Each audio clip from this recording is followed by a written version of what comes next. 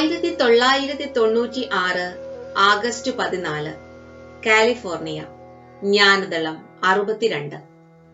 അനന്തമായ ക്ഷമയും മിടുക്കേറിയ ഷോപ്പിംഗും.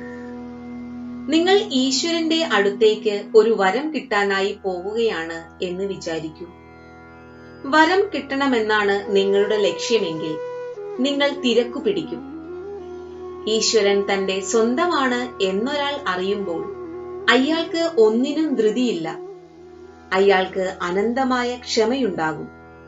ചോദ്യം: ഈശ്വരൻ സ്വന്തമാകുക എന്നതിന്റെ അർത്ഥമെന്താണ്? ഗുരുദേവ്: ഈശ്വരനും മുഴുവൻ സൃഷ്ടിയും സ്വതവേ തന്നെ നിങ്ങളുടേതാണെന്ന് തിരിച്ചറിയുന്നതാണത്. നിങ്ങൾ സാധാരണയായി ധൃതി പിടിച്ച് സൂപ്പർ മാർക്കറ്റിൽ ഷോപ്പിംഗ് ചെയ്ത് വീട്ടിലെത്തും. എന്നാൽ സൂപ്പർ മാർക്കറ്റ് മുഴുവൻ നിങ്ങളുടെ വീട്ടിലാണെങ്കിൽ നിങ്ങൾക്ക് ഷോപ്പിങ്ങിന് തിരക്കില്ല. നിങ്ങൾക്ക് സമാധാനമാണ്. എന്തെങ്കിലും കിട്ടാനുള്ള ധൃതി നിങ്ങളുടെ സന്തുലിതാവസ്ഥ തകരാറിലാക്കുകയും നിങ്ങളെ വളരെ ചെറുതാക്കുകയും ചെയ്യും. ശാശ്വതമായി കാത്തിരിക്കൂ. അനന്തമായ ക്ഷമ. ഈശ്വരൻ നിങ്ങളുടേതാണെന്ന് തിരിച്ചറിയൂ. ഈ ഒരു അവബോധത്തിലൂടെയോ അനുഷ്ഠാനങ്ങളിലൂടെയോ നിങ്ങൾ അനന്തമായ ക്ഷമയിലേക്കെത്തും. ചോദ്യം: ക്ഷമ വളർത്താൻ അക്ഷമയെയാണോ നിരീക്ഷിക്കുക?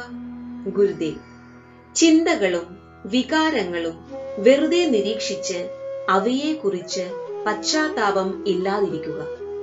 നിങ്ങൾ ഈശ്വരന്റെ ആസൂത്രണത്തിന്റെ ഭാഗമാണെന്നറിയുമ്പോൾ നിങ്ങൾ ആവശ്യപ്പെടുന്നത് നിർത്തും. എല്ലാം നിങ്ങൾക്കു വേണ്ടി ചെയ്യപ്പെടും എന്ന് നിങ്ങൾ അറിയും.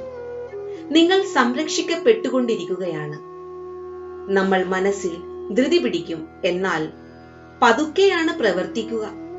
അക്ഷമ എന്നാൽ മനസ്സിലെ ധൃതിയാണ്. അലസത എന്നാൽ പ്രവൃത്തി പതുക്കെയാവുന്നത് എന്നാണ് അർത്ഥം.